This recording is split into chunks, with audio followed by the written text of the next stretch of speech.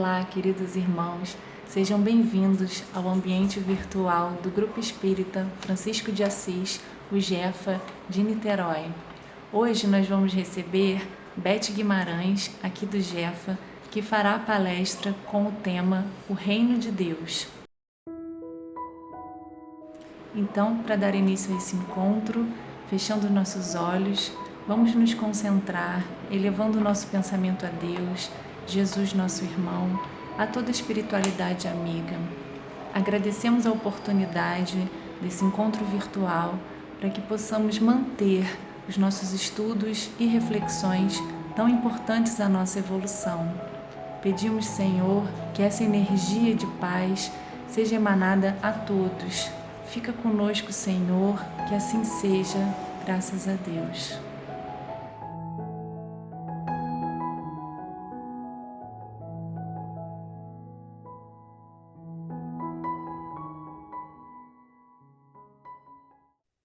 Estamos começando mais uma tarefa, mais uma atividade, uma pequena conversa sobre um tema do Evangelho e queremos aproveitar esses momentos iniciais para nos abraçarmos como bons amigos.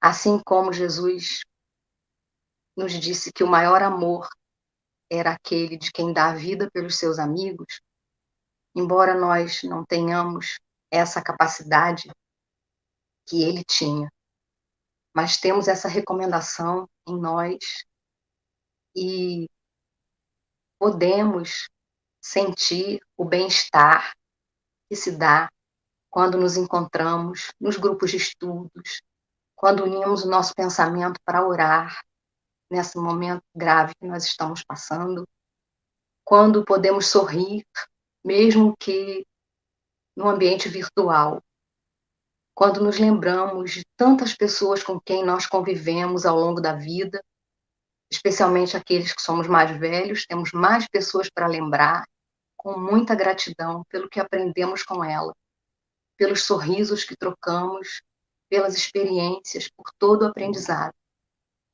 Então, que os nossos dias sejam alimentados por essas lembranças agradáveis que fazem parte da nossa vida, que constituem o nosso ser. Sobretudo, com gratidão por todos com quem nós convivemos, porque certamente nós aprendemos muito uns com os outros.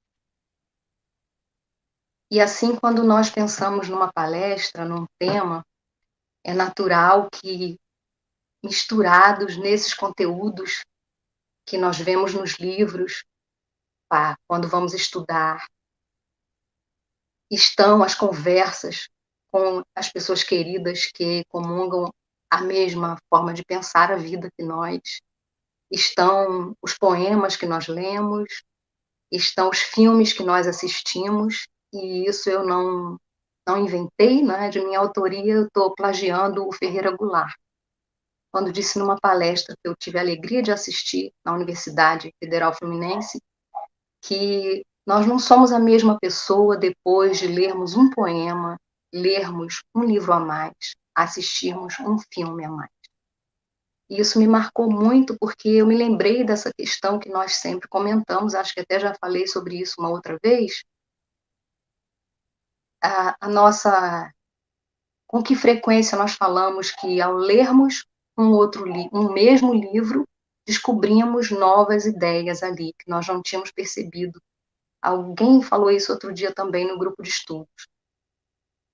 E isso, eu lembro sempre dessa fala de Ferreira Goulart, quando alguém fala a respeito disso, porque realmente, e nem só depois dessas experiências, mas também depois de conversarmos com alguém, de ouvirmos as ideias de um outro alguém, até porque quando nós estamos lendo um livro, como diz Paulo Freire, a gente está dialogando com quem estudando o escreveu.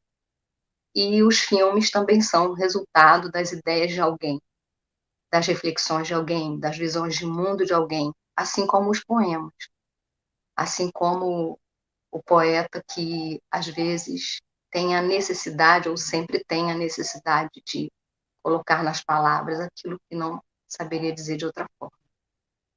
Então, esse tema do reino dos céus é um tema muito vasto, que nós vamos fazer aqui uma junção de recortes com algumas parábolas, porque são muitas parábolas que referem o reino dos céus. Com certeza nós não vamos esgotar esse tema, porque nenhuma palestra esgota tema algum. Para quem gosta de estudar e refletir, né, certamente nós, como espíritas, gostamos de fazer isso, nós vamos tomar sempre os temas e unir com as nossas vidas. Esse é o nosso aprendizado. Então, eu gosto muito de referir a ideia do reino dos céus com a afirmativa do Espírito Camilo, pela psicografia de Raul Teixeira. Isso está no livro Educação e Vivências, no capítulo 23, se não me engano, se não 24, em que o Camilo diz que, na verdade, o reino dos céus é a consciência, aquele espaço íntimo onde estão gravadas as leis de Deus, conforme o Livro dos Espíritos apresenta na questão 621. Então, esse reino dos céus, que foi objeto de tantas falas de Jesus, é esse espaço da nossa intimidade, ao qual nós precisaremos recorrer para agir de conforme àquelas leis de Deus que são, segundo o Livro dos Espíritos, aqui nos garante a felicidade. Hoje, no mundo, nós vemos que há uma tendência a buscar-se a totalidade, né? Se fala muito em holística. Nós vamos a um médico agora, nesses tempos, e é comum que se perceba a questão emocional da pessoa, que o médico perceba como está o paciente em termos emocionais, mesmo que seja um médico especialista num determinado órgão ou num sistema do organismo. Nós já vemos que há uma tendência a se observar as situações dentro de um contexto. Por exemplo, na assistência social, eu tive a oportunidade de contatar esse material num curso há uns anos, em que há um estudo chamado Teoria Geral dos Sistemas, em que a gente observa a pessoa dentro do quadro da sua vida familiar. Eu estou falando aqui de uma forma muito simples, com o meu entendimento de leigo em cada uma dessas áreas. Mas na nossa experiência leiga, diríamos assim, observando a vida, nós podemos notar que existe essa tendência a se trazer a totalidade para as abordagens. Eu penso que isso é uma necessidade de nós olharmos a vida de outra forma, sem que a gente precise, ou sem que seja tão adequado, setorizar tanto, especializar tanto. Ou se há necessidade de se especializar, no caso de um atendimento, de um tratamento, de um cuidado específico, por exemplo, na existência de um micro-organismo, mas também a necessidade de a gente perceber como está essa pessoa. Tem um livro do doutor Aloísio Campos da Paz, ele diz, eu não lembro exatamente o título, tratando doentes e não doenças, é alguma coisa que me remeteu ao princípio da homeopatia, mas muito interessante, porque ele vai falar de pessoas que que usam órteses, ele é da área da ortopedia, e ele se preocupou em perceber que a equipe médica desse atenção à pessoa em primeiro lugar e não aos exames. E o que muito me chamou a atenção nesse livro foi uma foto dos médicos voltados para aquela lâmpada que fica na parede para olhar um exame de imagem, né? E um raio-x, e o paciente sentado na cama e eles todos de costas para o paciente. É bem simbólico para essa ideia que ele tenta tratar ali, numa abordagem de humanização do atendimento. Então, nessa tendência geral de vermos as coisas de forma mais ampla, nós encontramos essa questão de que, em a lei de Deus estando gravada dentro de nós, ela precisará se extravasar nas nossas atitudes. E nesse aspecto da totalidade, nós podemos lembrar do reino dos céus quando Jesus nos fala a respeito da parábola do fermento. Porque a mulher tomou uma parte de fermento para colocar na farinha e toda a massa se levedou. É um exemplo muito simples para nós pensarmos que a ação daqueles micro-organismos que compõem o fermento envolvem toda a quantidade de farinha que ali está, provocando o seu efeito.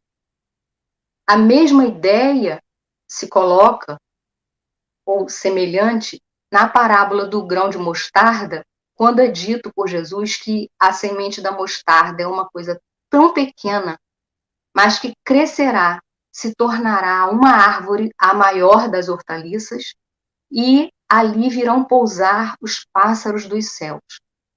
Então, essa ideia de totalidade a que eu me referia antes, eu ousaria dizer que se reflete nessa condição em que nós acessamos essas leis de Deus dentro de nós em cada situação, porque nós não vamos acessar todas de uma vez, nem acordaremos um dia capazes de acessar tudo isso. Porque nós sabemos que as leis de Deus, elas abrangem tudo, em termos materiais e em termos morais. Por isso, nós não seremos capazes de acessar tudo isso de um dia para o outro. Mas a cada atitude de nós tentarmos agir bem, de fazermos esse movimento como nós costumamos falar, haja de acordo com a sua consciência, busque a sua consciência, ouça a voz da consciência. E aquele desenho animado bem antigo, né, pela Disney, a versão da Disney sobre o Pinóquio, que é uma história, um conto lá italiano, mais antigo ainda, retratou com a figura do grilo falante, que era aquele que chamava o boneco, né, imaturo, feito menino, à razão, às atitudes adequadas. Então, é nessa consciência, nesse espaço íntimo, em razão de sermos filhos, em razão de termos em nós o Criador, na condição de criaturas, nós trazemos o Criador dentro de nós, então nós podemos acessar esse espaço. E esse acesso, esse exercício de irmos para dentro, de buscarmos a forma ajustada de agir, é da nossa condição humana, e esse exercício nos fará impregnar tudo na nossa vida.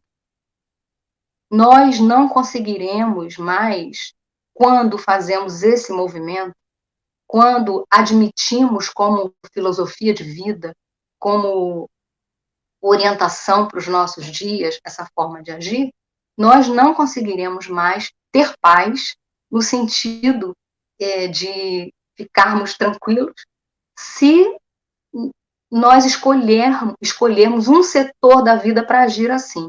Não é assim que vai funcionar. A nossa vida toda, como a farinha toda, onde foi posto o fermento, estará impregnada dessa forma de agir. Então, esse reino dos céus é alguma coisa que nós vamos acessar na intimidade, que vai extravasar e que vai impregnar tudo quanto nós possamos fazer. No aspecto da semente de mostarda, a ideia de ser algo muito pequenino combina com aquilo que Jesus diz, que o reino dos céus não tem aparências exteriores. É algo muito escondido, está muito dentro, muito guardado, muito reservado em cada um. E é preciso que nós façamos esse movimento de ir à própria intimidade. É preciso que, para acessar esse reino dos céus, nós façamos aquele silêncio a que ele se referiu em outro momento, quando disse que, para orar, nós nos voltássemos para o nosso quarto, E com relação a esse quarto, existe uma expressão muito interessante que eu ouvi do pastor Henrique Vieira. Aliás, eu li num livro dele chamado O Amor como Revolução, e ele diz que esse quarto a que Jesus se refere, com base na expressão hebraica, não é o quarto de dormir, não é o quarto onde a gente se recolhe, mas é o lugar na nossa intimidade da casa onde nós, na hora que a visita chega, e a gente tem umas coisas fora do lugar, a gente pega aquilo tudo e joga ali no canto, como se fosse o cantinho da bagunça. Ele diz que esse é o quarto a que Jesus se referiu. Então, na hora de orar, ou nesse movimento de busca interior, porque quando a gente ora com sinceridade, a gente acessa a própria intimidade. A gente não sai tagarelando e dizendo o que quer com relação à vida material. A gente vai fazer um autoexame. A gente se aquieta para ver o que é que realmente está acontecendo. Então, nessa hora, nós vamos precisar acessar esse lugar da nossa intimidade, onde nós fomos pondo coisas que nós não queríamos que os outros vissem. Então, as mágoas,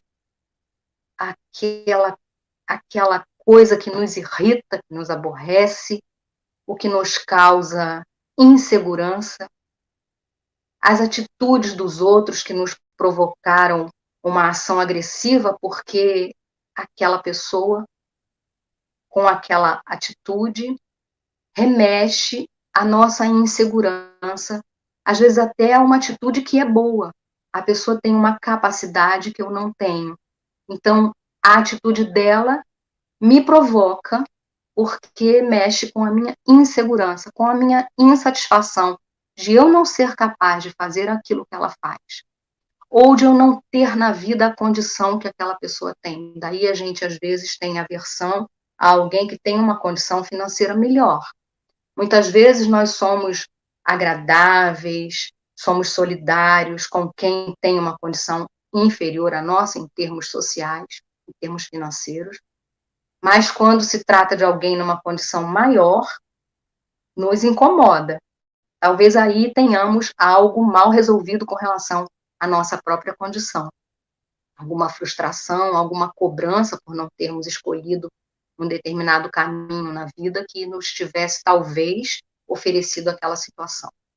Mas então, aquele grão de mostarda que cresce e se torna a árvore mais viçosa, traz aí um componente que eu ousaria dizer que se ajusta com aquela parábola do fermento, porque o fermento que leveda a massa, leveda para que a massa passe a ter a utilidade de se tornar um alimento. A farinha sem o fermento não é o alimento que se torna, após o efeito do fermento, que é o pão. E aquela árvore que passa a ser, ou melhor, a semente que traz na sua potência a árvore, quando a hortaliça grande, quando se torna essa hortaliça grande, ela tem a capacidade, a possibilidade de abrigar nos seus ramos os pássaros dos céus. E nós temos o livre pensar para imaginar o que seria isso. A utilidade, o serviço, os pássaros estariam necessitando repouso. Então, todas as vezes que nós trazemos da nossa intimidade os elementos que a lei de Deus tem, todas as vezes que fazemos escolhas que são adequadas com essa harmonia do todo, todas as vezes que as nossas atitudes refletem tudo o que diz respeito a essa harmonia que é de Deus, nós estaremos nos colocando como quem pode servir, como quem pode ser útil, como quem pode atender a alguém que esteja em alguma necessidade. Daí dizer-se que, aliás, o Espírito Camilo diz, tudo começa com as questões da realização pessoal. Então, nós seremos melhores servidores quando estivermos organizados na nossa intimidade. Nós agiremos de conforme à lei de Deus quando na nossa intimidade tivermos ido buscar esses conceitos, esses preceitos da lei de Deus. Repetimos, não só no que diz respeito às questões físicas, mas às questões morais.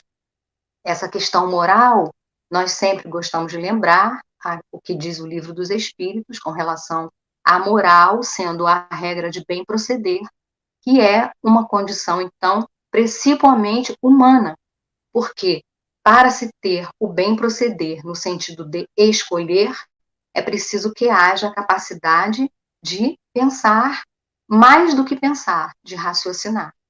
Para escolher, eu preciso raciocinar, preciso deduzir, preciso concluir, preciso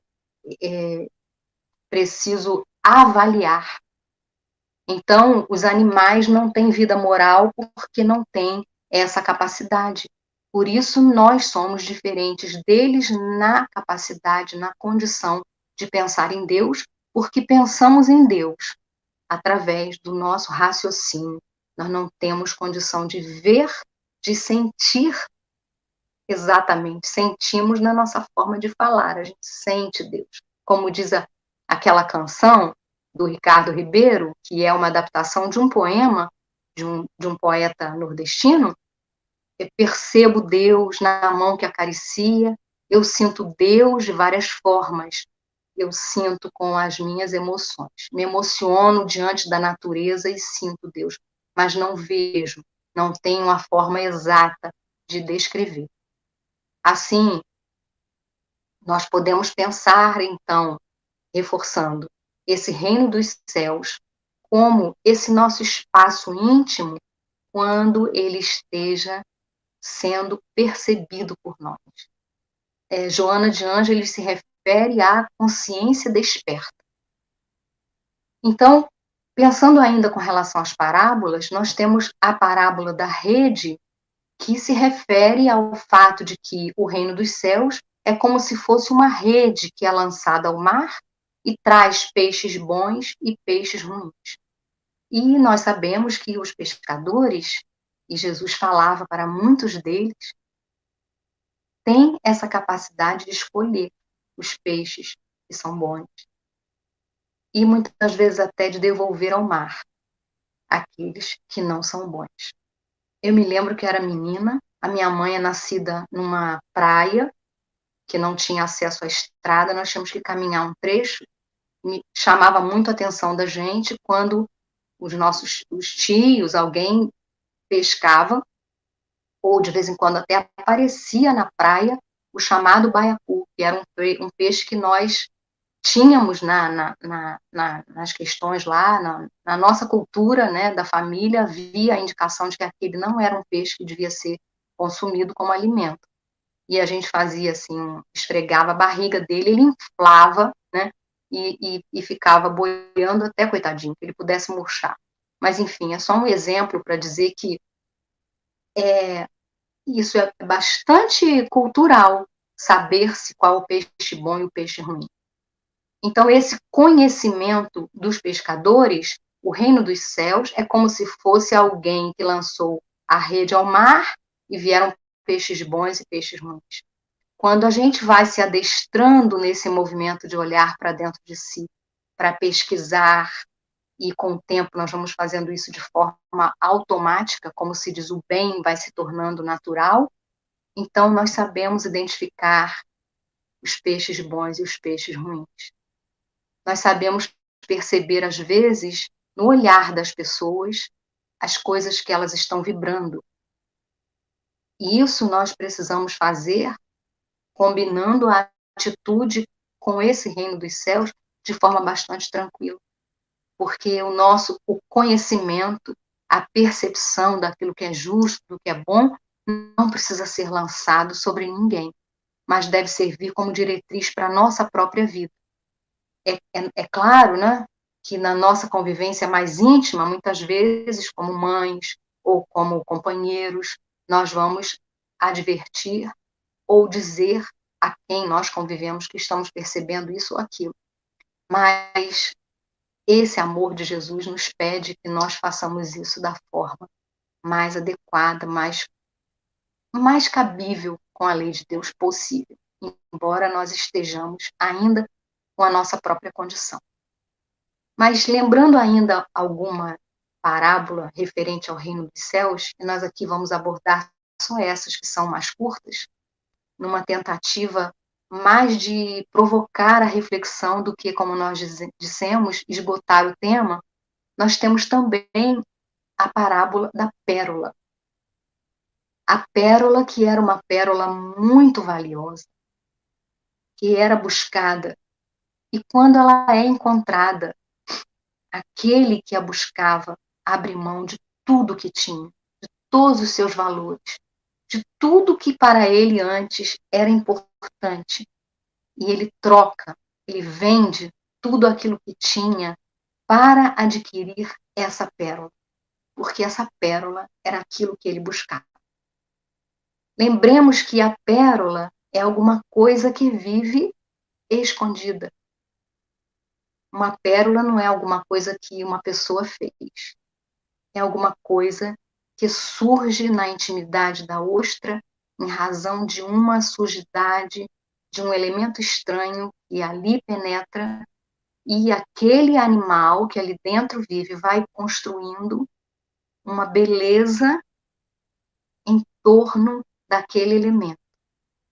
Então, eu arriscaria dizer que esse reino dos céus, na condição de ser esse espaço que nós vamos conseguir acessar, também esse caminho ou essa possibilidade de acesso é construída com as nossas experiências, que nós muitas vezes chamamos de erros, de acerto. A gente se sente mal quando tem uma reminiscência ou uma tendência, e a gente se julga, a gente se cobra. Como diz uma pessoa que eu conheço, a gente tem um capataz interno que anda de plantão com uma chibata na mão, e a gente está dizendo que jogou pedra na cruz, que errou, que participou desse ou daquele episódio difícil, quando essas coisas são, na verdade, experiências. Pensemos na criança que cai, que põe o dedo na tomada da parede, que põe o dedinho no ferro elétrico que estava ligado. E isso vai se constituindo para ela o limite, a nova forma de agir que ela precisa ter. É claro que nós, como quem cuida da criança, não permitimos que isso aconteça deliberadamente, mas muitas vezes são pequenos acidentes, fazem parte da experiência. E na nossa trajetória espiritual, nós também passamos por diversas experiências. Na nossa ansiedade, nós não admitimos que isso vá se tornar uma pérola. Nós não admitimos que as nossas dificuldades vão se tornar habilidades nossas. Porque dentro do uso dessas, dentro do trânsito que a gente faz nessas dificuldades, a gente está se habilitando, experimentando, comprovando. Assim, nós vemos notícias de espíritos de pessoas que tiveram vidas com muitas complicações. Nesse desvio, nesse atalho que pegaram no seu caminho, porque não seguiram o feixe de possibilidades que a lei de Deus proporcionava, porque eu prefiro pensar que a lei de Deus nos dá, assim, uma rotatória, né? Um feixe de vias possíveis e não uma linha reta, como se a gente tivesse que seguir, como se a gente fosse obrigado. Não é isso. Mesmo dentro da atitude adequada, nós temos formas diferentes de fazer, que são possíveis. E que nós deveremos escolher conforme a nossa possibilidade de agir. Então, espíritos que tomaram vertentes, como nós vemos as abordagens enormes e a maravilha que é Paulo e Estevão de Emmanuel, nos mostrando que aquele espírito tinha aquela aquisição interna, a aquisição dele, anímica, da dedicação, do colocar-se inteiro no que fazia, e é essa capacidade, essa habilidade que eles que ele usa quando ele se volta para o para o Cristo, né? Para Jesus. A dona Ivone Pereira faz um comentário, eu não sei bem se é ela ou se é o Espírito que escreve por ela, a respeito de Catarina de Médici, dizendo que na hora que aquele Espírito se voltasse para o bem, ela já tinha aquela característica da determinação. Então, os nossos ditos erros e acertos são as nossas experiências. São aquilo que vai constituir a nossa intimidade. E daí, a pérola, que é esse reino dos céus, ela está lá escondida e se forma a partir de um elemento estranho, uma sujidade, uma sujeira, e ali cai. Mas ela é aquilo que alguém está buscando. E na expressão do dizer Jesus, que aquele que buscava abriu mão de tudo, nós podemos compreender aquilo que o Livro dos Espíritos coloca. Quanto mais valor nós damos às coisas espirituais, menos valor nós damos às coisas materiais, e vice-versa. Daí os relatos dos espíritos no céu e no inferno, por exemplo, onde nós encontramos essas mensagens organizadas pela condição moral em que se encontram essas almas que partiram do corpo. Nós vamos ver os relatos que condizem com a condição deles. Quanto mais valor se deu às coisas espirituais, mais fácil será o desprendimento desse corpo, porque isso é uma coisa tranquila de nós compreendermos. Se eu mais valorizo o corpo, essa casa física em que estou, é simples compreender que eu terei dificuldade de deixar, porque me agrada isso aqui. Assim como nós vemos, com todo respeito a quem preza a estética, mas é algo que a gente pode analisar. Quanto mais a gente dá importância a ter uma face lisa, não ter ruga, mais a gente vai se incomodando quando essa idade chega. Não que a gente não possa se cuidar, usar algum recurso, não é isso, né? A gente está sempre falando e justificando que é para evitar que a gente entenda mal, né? Porque a nossa linguagem é difícil, né? Já disse o Exu Perry, a linguagem é uma fonte de mal entendidos.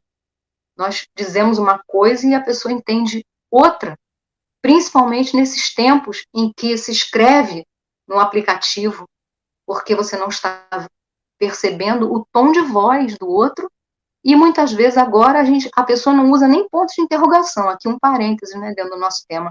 A pessoa escreve assim, você vem aqui em casa, e você pensa, nossa, a pessoa está dizendo que eu vou? Não, ela está perguntando, só que ela não usa o ponto de interrogação.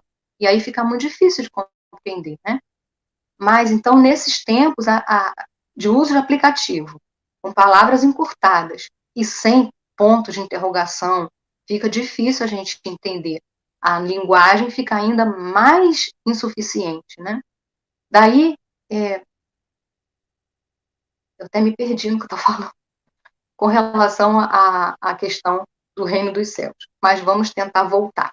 Então, essa pérola é aquele valor que nós buscamos e, em razão de o termos na conta de algo muito importante, nós abrimos mão das outras coisas. Então, dentro daquela expressão do Livro dos Espíritos, de que quanto mais valor nós damos às coisas espirituais, menos valor nós damos às coisas materiais.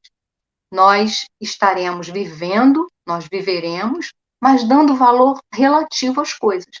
Assim como falam as verdades nobres de Buda com relação à impermanência, nós vamos perceber que o sofrimento se torna também relativo, em razão de que, se você não põe valor verdadeiro em algo que é temporário, o que acontece? Você sofre menos.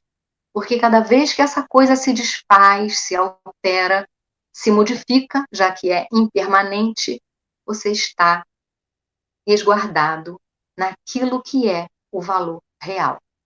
Assim também é a parábola do tesouro escondido, que traz a mesma ideia de alguém que buscava, e esse tesouro, mais uma vez, tem a expressão do escondido, guardado na nossa intimidade, sem aparência exterior.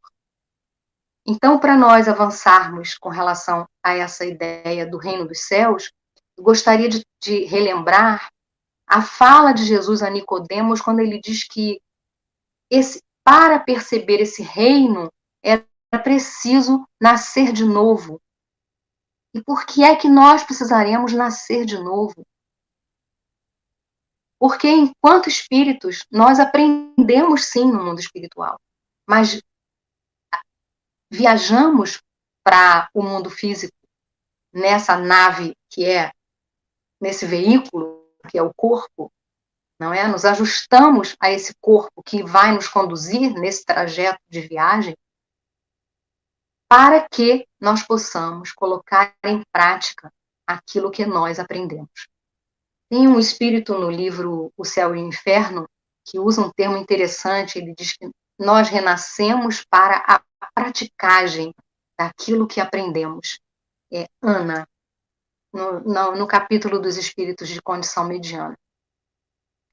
E então, essa expressão do escondido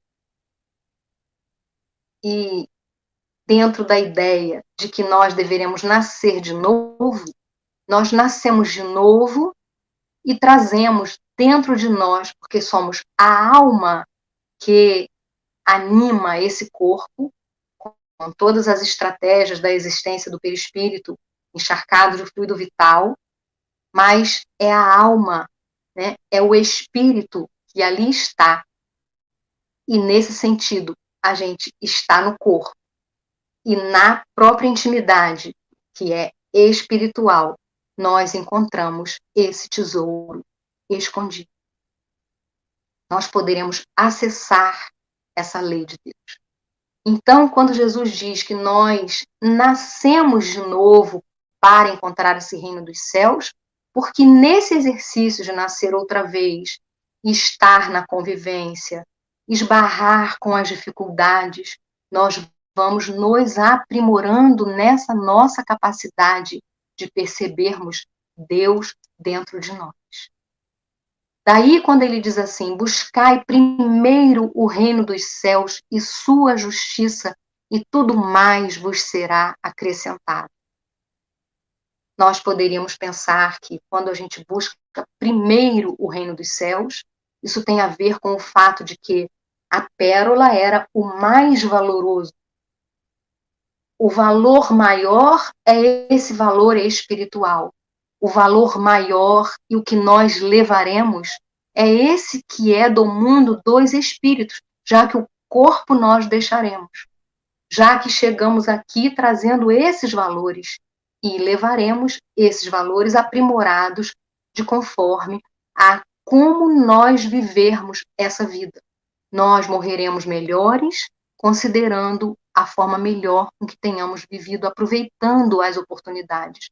Então, buscar primeiro o reino dos céus e sua justiça significa, na nossa tentativa de abordagem, que nós façamos esse movimento de buscar a nossa intimidade e resolvermos essas picuinhas, resolvermos esses problemas, observarmos se nós somos aqueles que se melindram com qualquer coisa, que se magoam com qualquer questão, que veem sempre o erro dos outros, que não admitem que aquele que você não gosta tem acertos, que não percebem no outro essa centelha divina, que, por outro lado, não admitem em si as suas habilidades para que elas se desenvolvam.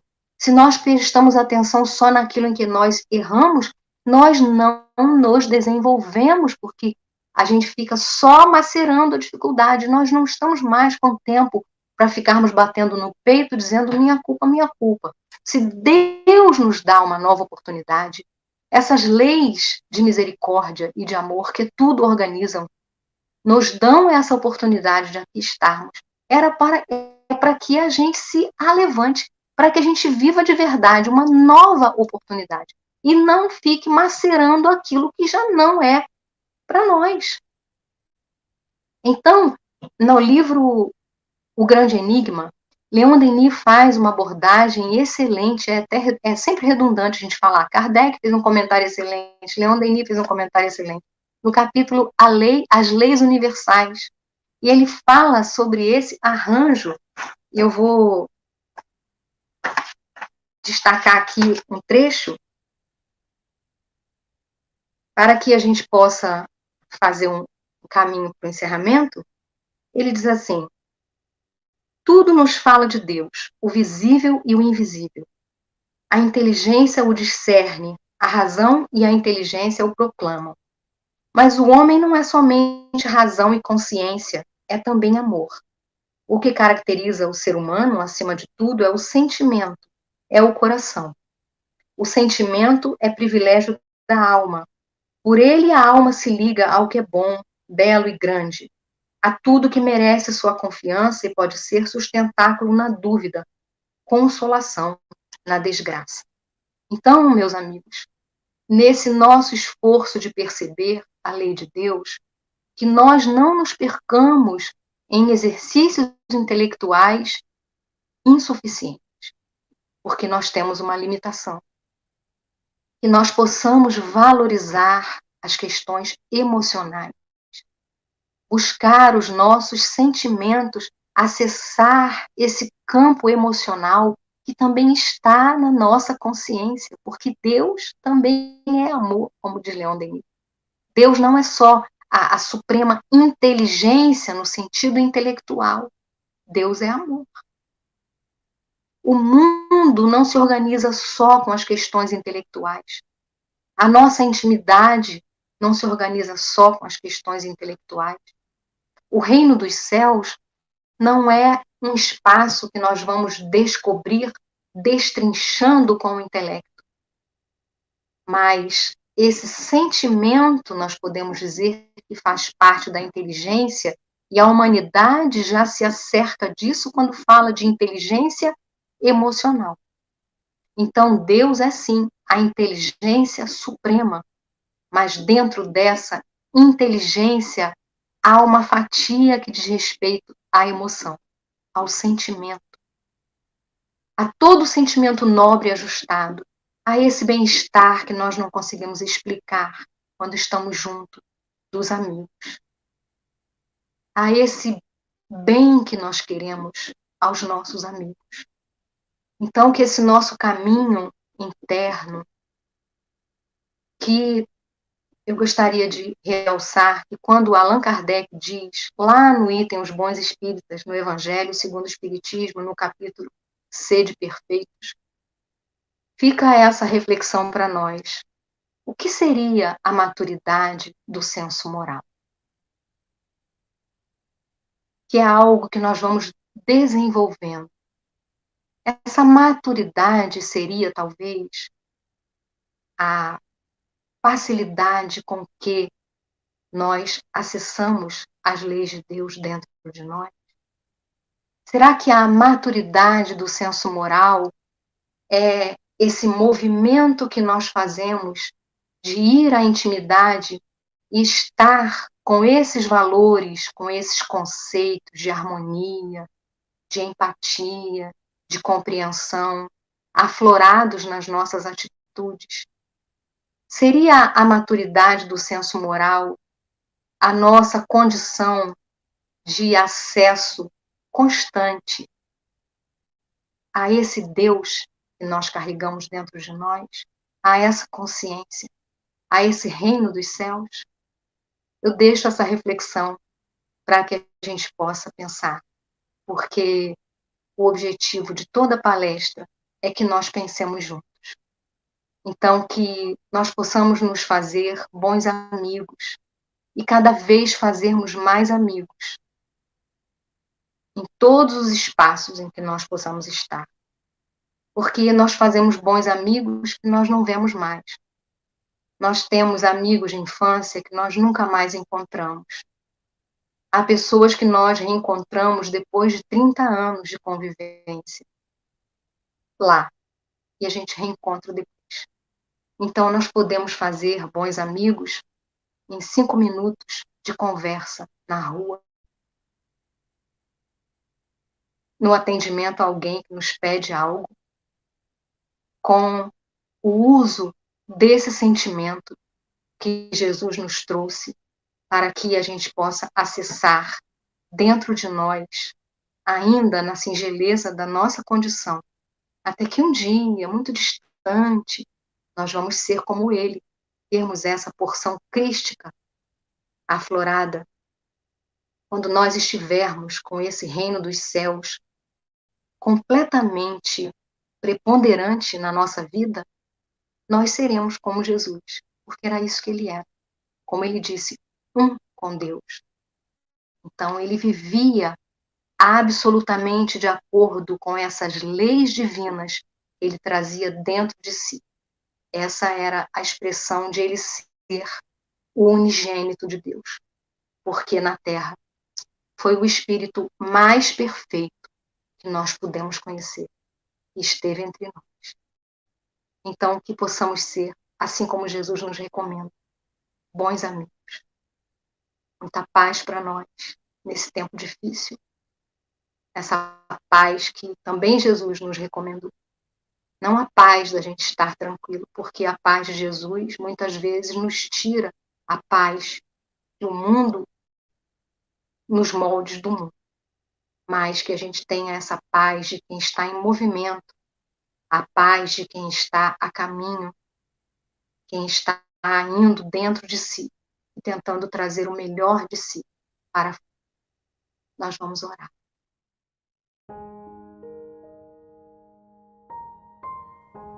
Nosso Senhor e Mestre Jesus, agradecendo por esse momento de conversa acerca das suas lições. Rogamos, Senhor, que nossos pensamentos unidos possam produzir bons frutos para que os teus espíritos bons possam fazer uso deles, atendendo os nossos irmãos que passam tantas dores nos lares próximos de nós, nos hospitais, nas enfermarias, nas UTIs. Pedimos, Senhor, que nossos anjos guardiões nos auxiliem a mantermos o pensamento em harmonia, para que sejamos antenas que produzem bons fluidos, bons pensamentos. Nesses tempos de tanta carência de paz, de consolo, quiçá, Senhor, possamos nos apresentar nas nossas atitudes, agindo bem, servindo. E quem sabe, nos intervalos do sono, também possamos ser úteis. Porque o mundo carece de tanto auxílio. Queremos rogar, especialmente, pelos corações sofridos, sem consolo, pelo afastamento dos seus entes queridos. Que seus anjos guardiães os abracem, os envolvam, e que as notícias da imortalidade, da manutenção dos laços do afeto possam chegar, acalmando, diminuindo as dores. Pedimos, Senhor Jesus, Que sejam alcançados todos que pensam em suicídio, a fim de que se afastem dessa ideia e encontrem luz, encontrem paz no seu caminho. Envolve, Senhor, com bênçãos de paz e de calma os violentos, os usurpadores, os opressores, especialmente os que têm tarefas junto ao coletivo, a fim de que, com as bênçãos da tua paz, Senhor, possam ir despertando as consciências para o bem. Muito obrigada, Senhor, pela doutrina espírita, pelas suas lições, pelos amigos, e que saibamos usar bem todos esses recursos nos nossos dias. Que assim seja, Senhor. Muito obrigada.